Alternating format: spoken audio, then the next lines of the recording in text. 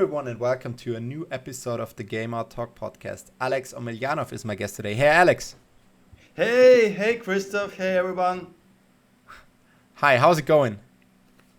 Um, I just think that my greetings. Hey, sounds a bit crazy, but Bit but artificial. anyway, thank you very much for having me. I'm really happy to be on your podcast today, and I'm a huge fan myself of the podcasts, and it's really cool to be to be myself on the podcast. So I hope we'll have a nice and interesting chat today, and it's gonna be interesting and maybe useful for your audience. Perfect. Yeah. So maybe you can introduce yourself a bit. I Sure. can just say you are a founder and owner of an outsourcing company, but I guess there are way more stories to be told about your career. Yeah, just a small thing. I'm not the founder. I'm the partner. Gotcha. My friend Hmm. of my I would say childhood. We are friends since we're was the kids. He was the founder, and I'm a partner of the studio. But I will tell you a little bit later about this. So. My name is Alex Amelyanov. I'm from Ukraine, and for the last 2.5 years, I've been living in Vienna, in Austria. Um, I'm a partner and chief business development officer of L3D Studio, outsourced studio that creates. Oh, sorry, that's mine. I don't know if you hear my phone. I just will switch it off. Uh, Sorry for this. Um, All good. We can always use some realistic interactions. Yeah. yeah. So L3D Studio is the outsourced studio. We focus on, sometimes I call ourselves like the Lamborghini because we are focusing on the very small niche, which is creating 3D military vehicles. And we've been doing this for almost 15 years, and we have created tons of military vehicles for the World of Tanks, Wargaming, Armored Warfare. We are working on some unannounced, really cool military games, and this is our like superpower. We have tons and tons of experience in this field. We also doing some other 3D assets, obviously, like other vehicles. It could be boats, airplanes, and all other stuff. But our very narrow focus, it's the military vehicles. Besides L3D Studio, I'm the film producer. I have my own film company. I've been doing film and TV series productions for more than for almost also like 15 years. So this is like my two big passions in my life, which not only my passion but also my businesses. And I'm super grateful for this opportunity because uh, uh, it, because I graduated from the law school actually, and I guess my parents they wanted me to be a lawyer or someone like this, and I never wanted to be a lawyer, to be honest, and I'm really happy that I can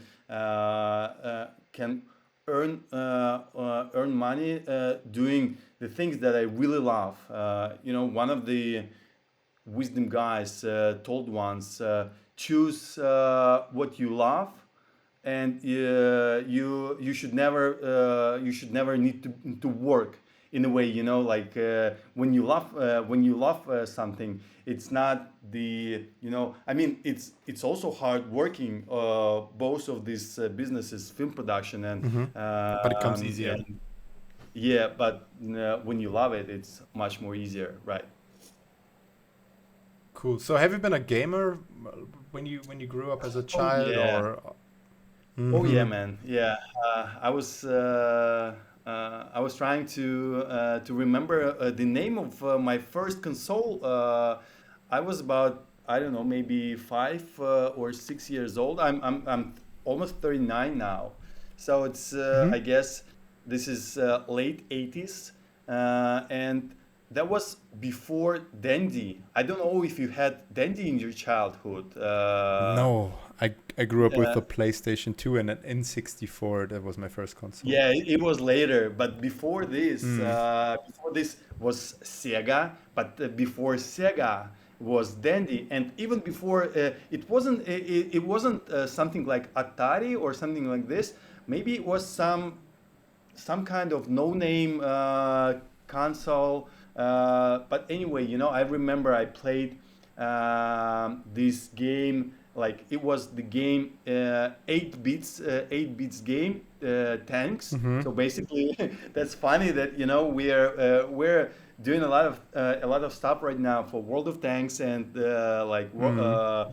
War Thunder and all these military games. And my favorite my first and favorite game was tanks when I was a kid, and I remember this console had uh, gun, and it was the game, I think, you as a hunter, and you had to shoot the ducks. So yeah, Mm-hmm. Yeah, I remember it. Mm-hmm. after that was like Dendy, and then it appeared Sega, and all the time, I was born and raised in Soviet Union, so that Oh yeah. means that Mm. at that time we didn't have a lot of consoles, we didn't have a lot of Yeah. opportunities for all these kind of Yeah, things. yeah. So each time when you received this console, or your friends had it, it was like a really big, it was really big event in your life. I mean, it was Mm. quite rare that someone had this kind of console. Mm. So usually, it was quite often when, for example, we had 5 classmates, and we get together in one of our classmates' apartment who had actually the newest console. For example, if most of the guys would have Dendy, and the at that time more cooler console was Sega or even Nintendo. And someone had Nintendo or Sega. We all dreamed to go to our classmate apartment or house and play some games. It was Mortal Kombat. It Oh was yeah. do you remember Mortal Kombat? Mm-hmm. Mm-hmm. It's crazy. And yeah, like since I guess 1998, it's starting the period when lots of well, not lots, but some of the people started to switch to the personal computers, and we Mm-hmm. started to play on the personal computers. And again, it was quite rare at the time because it was quite expensive. But some of the friends had these personal computers, and it also was this kind of things. I don't know if you guys have it in Germany, or was it like in United States. But since it was quite rare that someone had personal computer at his house, we had this kind of computer clubs. It was the small Oh yeah, yeah. It was uh, like small groups, organizations where you traded yeah. video games. It was And when it felt like underground organizations, right? right, and the most important, it's actually they had, for example, it was the small room where they had like 8, 10, maybe 16 computers, personal computers, and you could go there and play with your friend. So basically, you would pay for the game, like for 1 hour, or like Mm-hmm. you could Mm-hmm. stay during the night. And I remember it was in the high when I was in the high school. This was one of our biggest celebration when we could, when we could spend the whole night with the friends playing some Counter Strike, Need for Speed, and all other these Mm-hmm. iconic games at that time. My favorite games. I didn't play StarCraft or Warcraft. Warcraft, but I'm not a huge fan of the strategies, to be honest. But I really Mm-hmm. liked to play Counter Strike, Oh yeah, yeah. FIFA, Need for Speed, and one in Ukraine we had and still have one of the best team in the world on Counter Strike. Mm, Oh yeah. not I guess the whole competitive scene in Counter Strike is really really big on your end, right? In Russia, Ukraine, they have like Yeah, huge yeah, teams. Yeah, yeah. yeah, yeah. So yeah, Cool. So I you consider you myself as the gamer. cool. Do you still find time to game, or are you occupied with Uh, family, work, and? Yeah, I have two kids now and a dog, and when we moved to Austria, my parents also moved with us, so I have a lot of Mm-hmm. things to do, to be honest. And now it's quite rare when I can play some game. I really wanted, to find more time for this, but Mm-hmm. it's really really hard at the moment. Alrighty. So, um, you already told us a bit about your studio, what you guys are creating, and what service are you providing. Do you see like changing that in the future? Do you see there might be a different need for other games, or you wanna grow as a company to offer different services? So how do you see that? Well, you know, uh, first you never know what's gonna be like behind the corner. Mm. And a few years ago, I tried to. It was kind of experiment outside the L3D studio. It was more with my friends from the some previous jobs. We got a grant to create the demo version of the game. So basically, we wanted to, and we created the demo version of our game. It was called the Point of No Return, and Oh it yeah, I heard was about it. it was, by the way, it was quite a pleasant moment. 2 days ago, I received email from like the guys, Canadian guys who I met on one of the conferences, and I Mm-hmm. told them about this game, and they were like, "Hey, Alex, we just played this game, and like this I don't remember. I think it's about 6 minutes of the game. So it's more like the promo, some promo part of the game."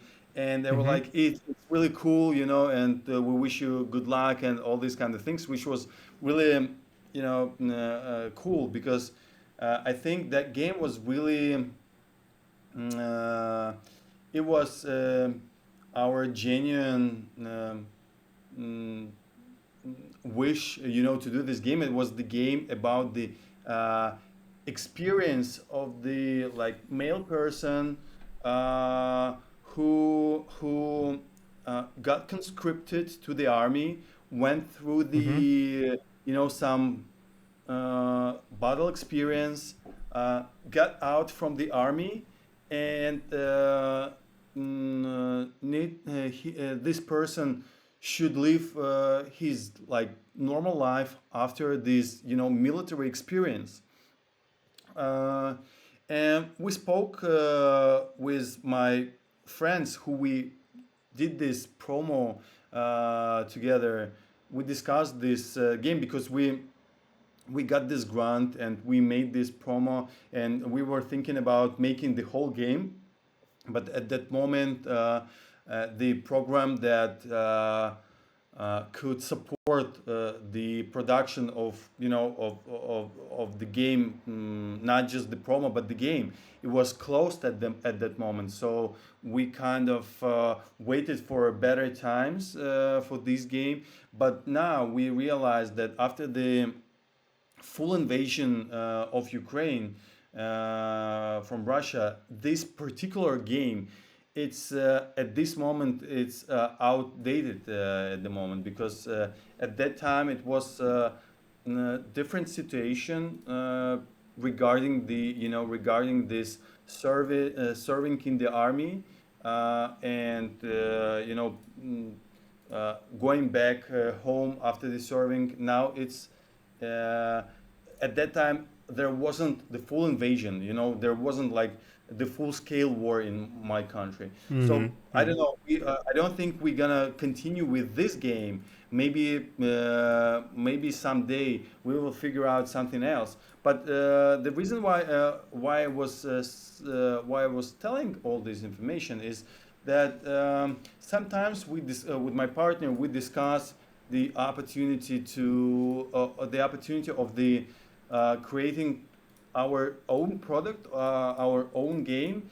But at this moment, we see this as really challenging and really risky. So I think for the next 1 2 years, I don't think we will start to create our own product, our own game. But after, who knows? I Mm-hmm. think since like, if we compare games to films, it can be something quite similar. You have like the story, right? And when you make a movie and when you make a game, you create this Mm-hmm. world. You have the characters. You have the story. So I've produced many content, many TV series, many TV shows, a few feature films. So it's really hard process, and I understand that creating of the game, it's also quite hard process, and lots of challengings. But from other hand, it's always really interesting. I Mm-hmm. mean, yeah, I love what we do in L3D Studio.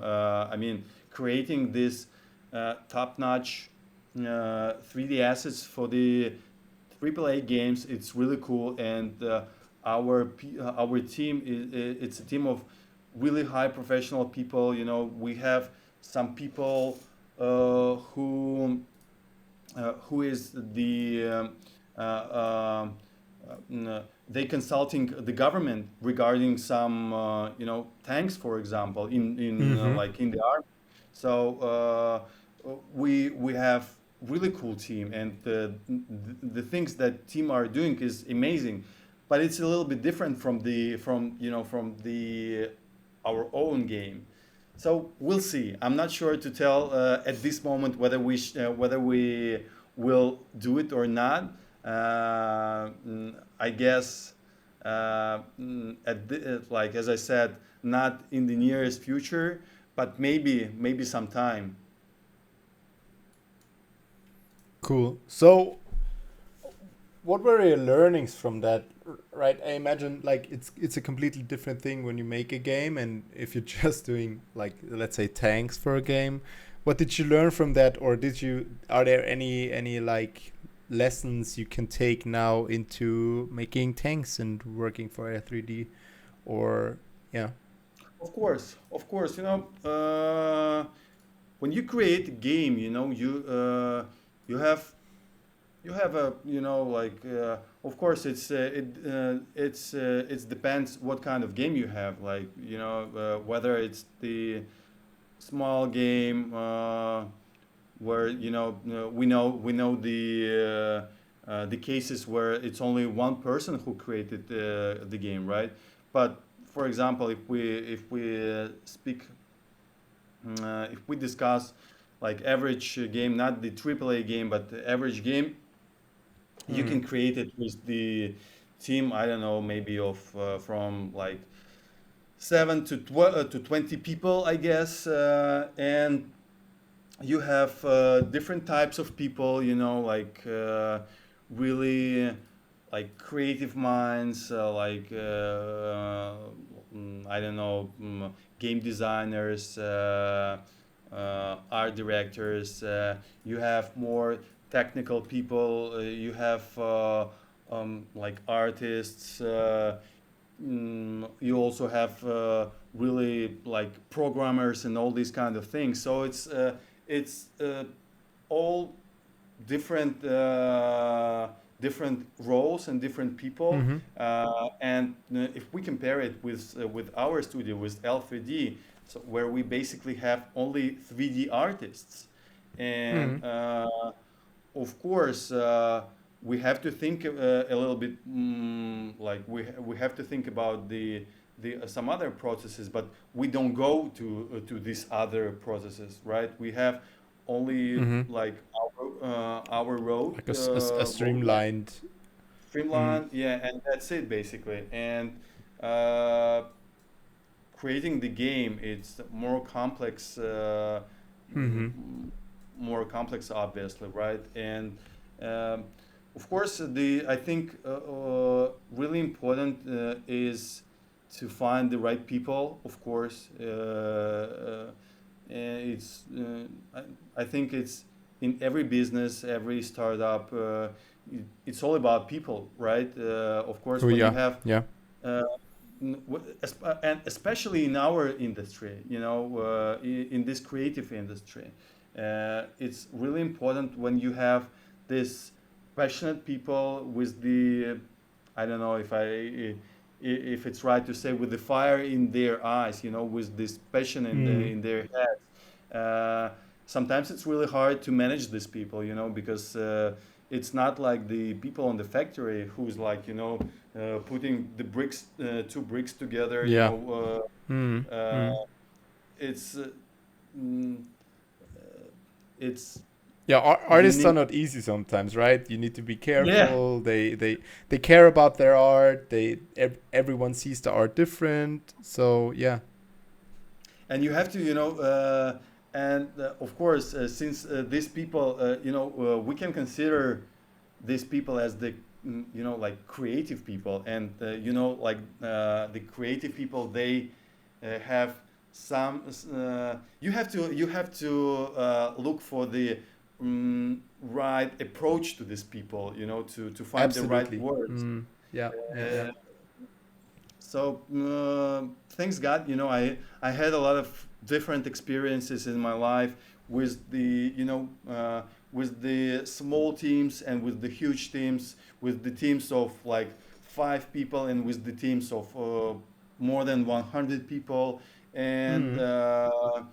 mm, I would say that one of the basic rules that I have negotiating with people is to be honest with the people, Absolutely. Mm. to be respectful, of course. Sometimes it's really hard. You get in the really hard situations, and it's really easy, to get crazy. But this is Mm. the art of the, management of the process, and like the art of growing, to find respectful way of solving even like the biggest problems when you have. And Mm. yeah, if you have like-minded people, if you did your homework, you find the right people, you have great product, you have you respect, and you're really honest with your team, and you're ready to, to, like, for example, sometimes especially in our industry, you have to understand that sometimes you have to you have to be ready for the over hours. Mm-hmm. Of course, when it's all the time, it's totally wrong. You know, you have you need to be very respectful to the free time of the team. But Yeah. it's a great when, you know, everyone feels as the same and everyone on the same page. Everybody understands. Okay, um, mm, uh, even if someone, like, you know, you have someone who's in charge of you, like, you know, like your boss, for example. But me as the like, let's say, artist, and I have a boss, and I feel like, okay, my boss, he's respect me, you know, he's honest with me, and he is uh, he's really thinking, he's in charge of the big process, but he also like thinks about me, and I'm on the Mm. same boat with this guy, you know, and I try to be respectful with this guy as well. And in this case, I don't know, regarding my experience, the process is much better when you have these kind of things inside your team. Absolutely. And like on the other side, you also need to be like collaborative with your clients. Like these are you kind of you need to balance between what can I do with my team, but also what needs my team to, yeah, what should my team do? Like what are some challenges you are facing then with clients, and how do you solve them in the best way? Um I think I think the most common challenges is that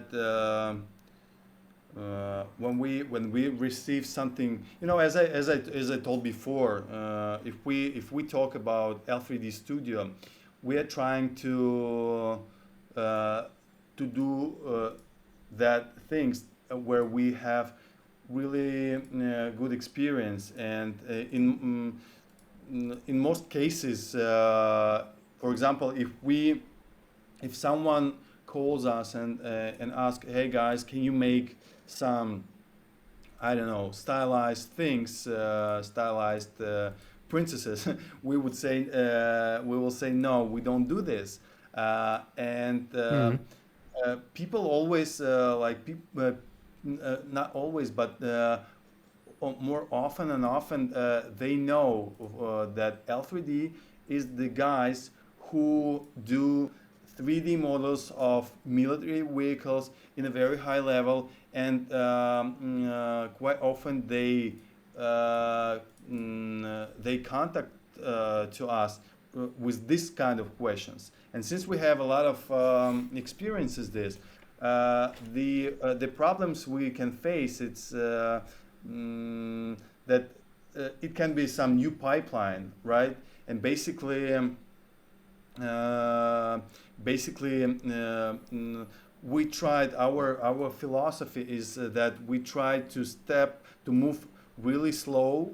You know, when we got something new, uh, we always say that, okay, guys, let us do something really small so we can learn pipeline, and we can be sure that everything on the same page, with you, so we can be, you know, all happy with the process. And I would say that most of the times it can be like this, but sometimes, you know, I guess our clients, some of our clients that we had some works, but then we stopped our collaboration. Maybe they weren't happy with the, I don't know, with maybe the speed of what we did, or the quality. Although, you know, we always try to be as transparent as we can be, and we can, you know, we always say that, okay, if we make a mistake, um, we want to understand what this mistake is, you know, and Mm. how we can improve it so fast. And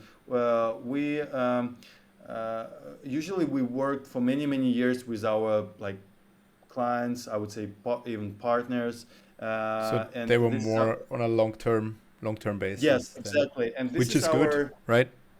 Yeah, this is.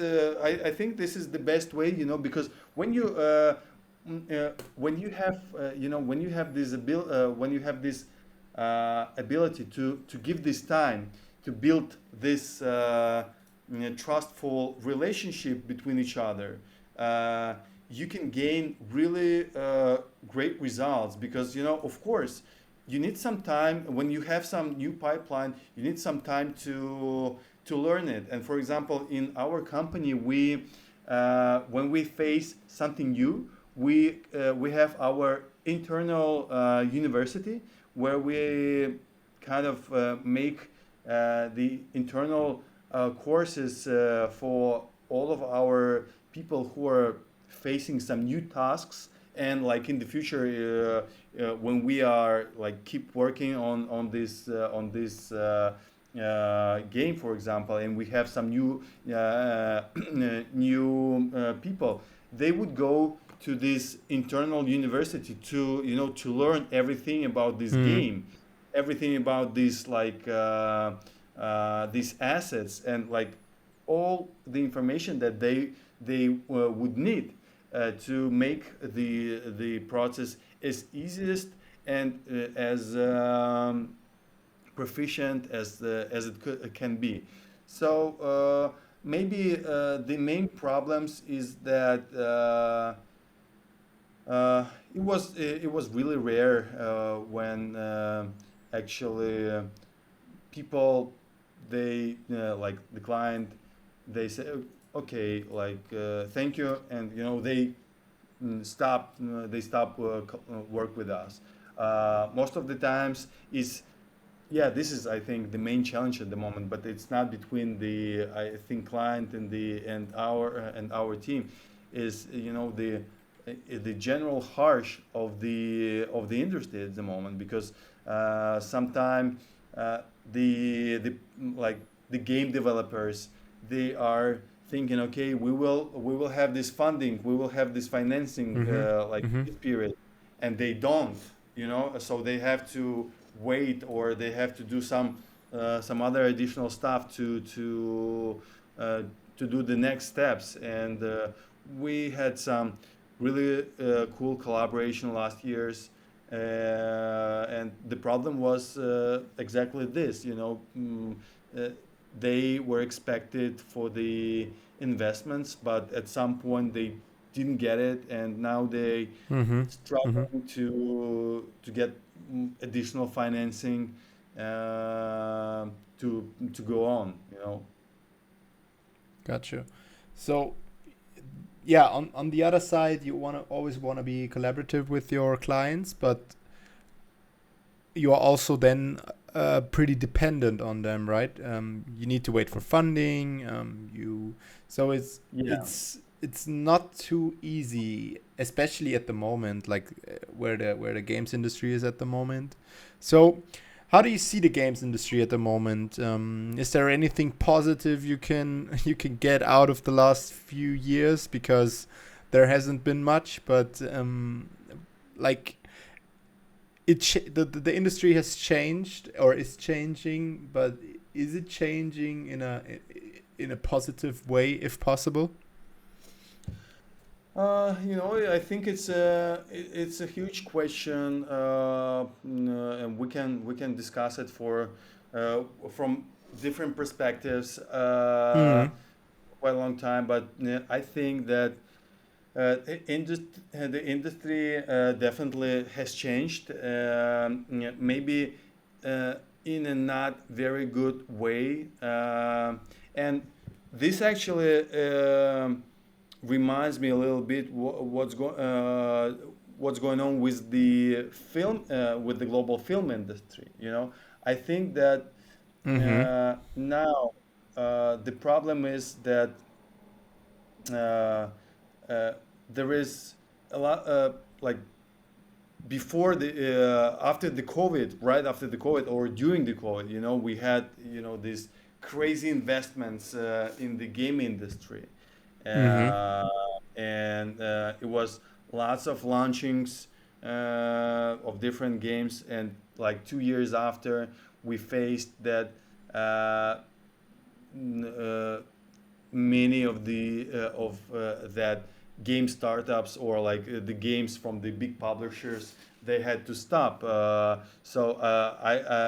From this perspective, I think that uh, what we're see right now for the last 2 years, this all these crazy layoffs, and uh, this shutting downs of the some of the really like brilliant game studios, which is like really pain.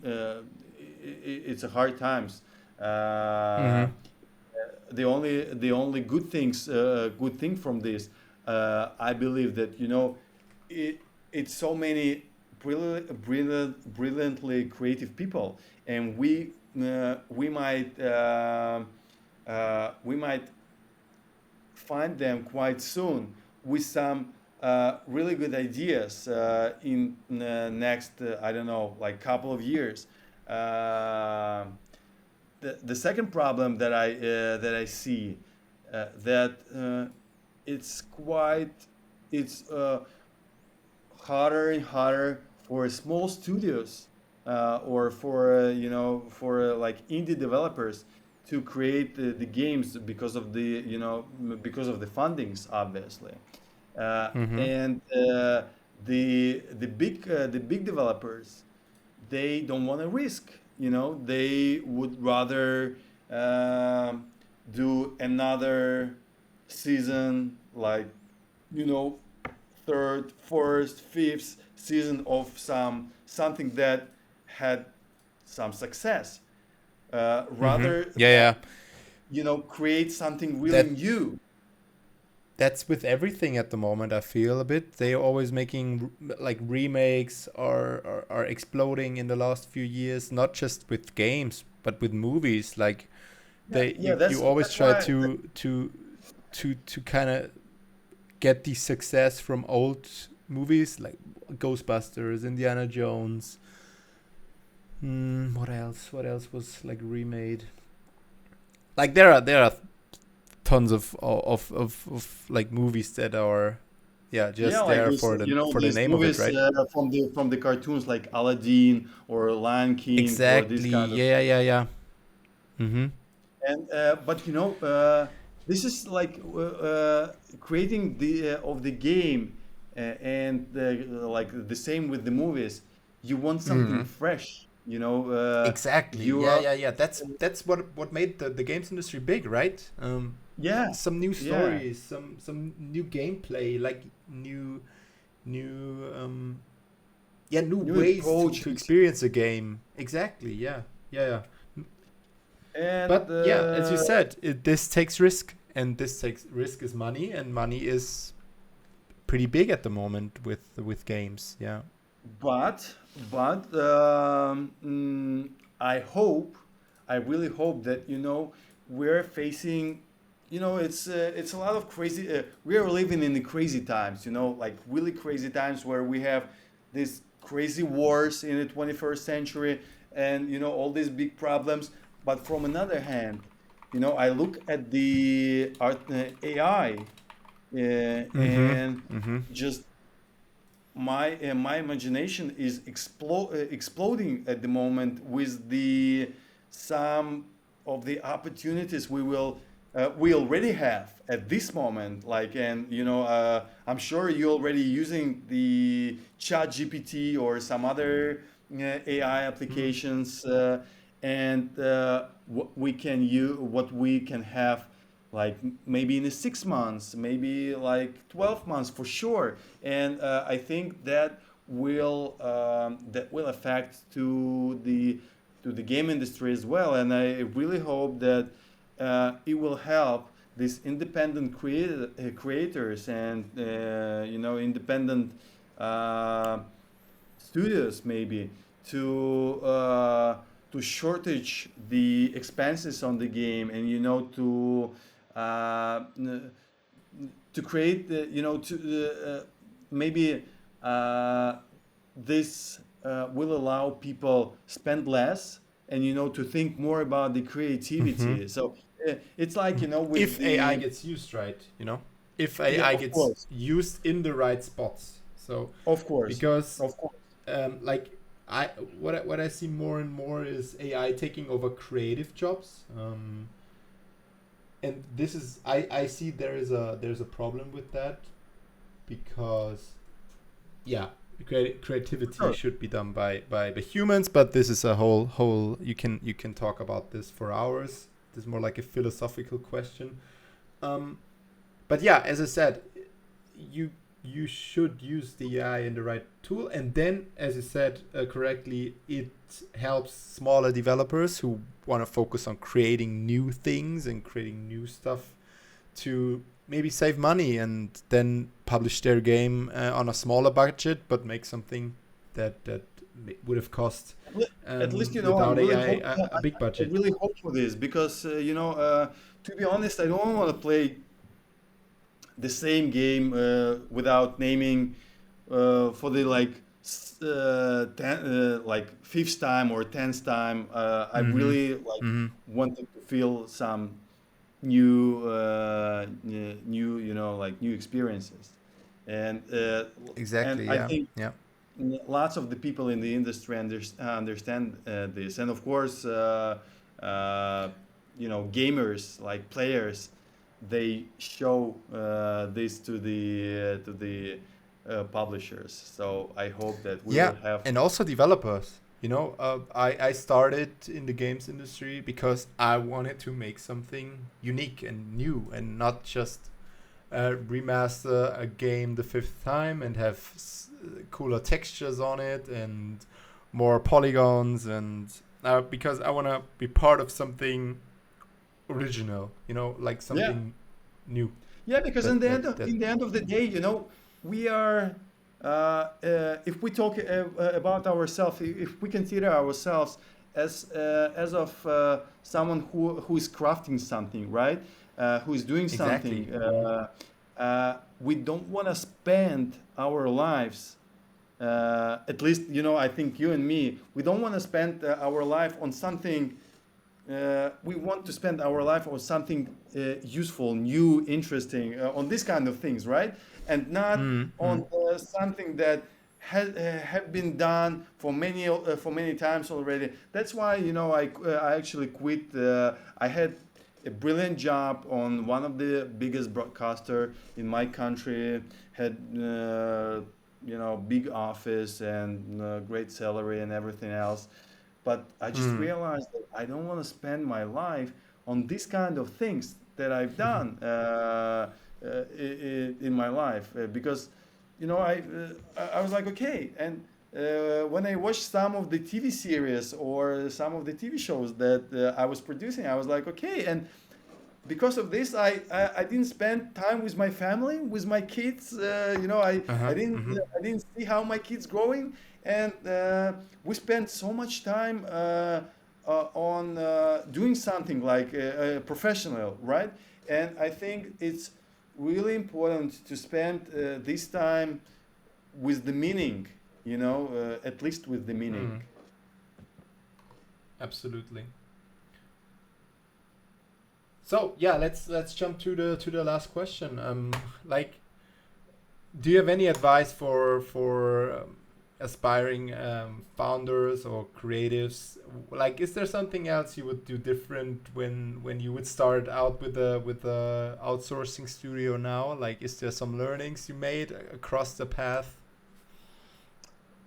Yeah, Uh, I to add think to I that, think as you saw lots of outsourcing companies coming up in the last 3 to 4 years.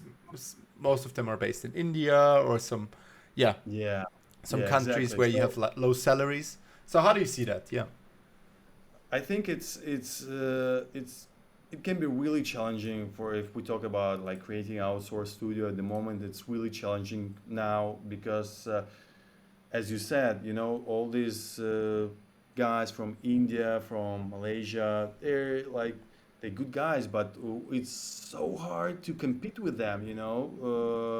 We just you cannot afford, like good people in the eastern part of Europe, and of course like western part of the Europe, U.S. and Canada for this money. So if you don't have like these uh, long-term connections with the industry guys, like with those guys who really know you and who trust you and who uh, can come to you and say, okay, Mm-hmm. let's work together.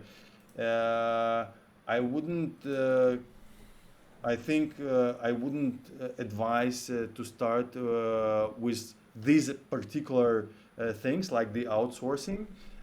Again, I think that there is a lot of opportunities in general, and even even in our industry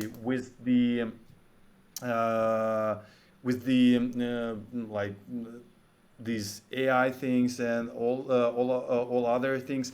I guess maybe even if you like think of creating outsource studio, make do homework. Try to understand read the reports where you can see, for example, all these big conferences, they have quite interesting industry reports where you can see what kind of the services going down, what kind of services remain on the same positions, and what kind of services go up or like more demanding. For example, like 2D, 3D, like Mm-hmm. Mm-hmm. audio, Q&A, these kind of things, and uh, people have to have to think big, not only okay, we have some uh, really good 3D artists, let's do this as a business. Try to find out what are pros and cons, right? What challenges out there, and mm, I think people who are thinking to jump in, they have to consider all these kind of challenges. Mm-hmm. Maybe it's worth uh, go to to try to apply and to get employed to some company where where they can build some network and these kind of things, and after that, using this network, expand into something else, into their own business, and or like maybe their small indie studio, these kind of things. Uh, uh, I mean, it's challenging times at the moment, but Mm-hmm. from other Mm-hmm. hand, it's always about the your readiness to work hard, your readiness to accept challenges, To risk. to risk, and to Mm-hmm. to enjoy this process. I mean, uh, it was always a lot of challenging. Sometimes it was this challenging, sometimes there is some other challenges, but Mm-hmm. anyway, it's always someone who succeed, right? And Yeah. one of the main things is to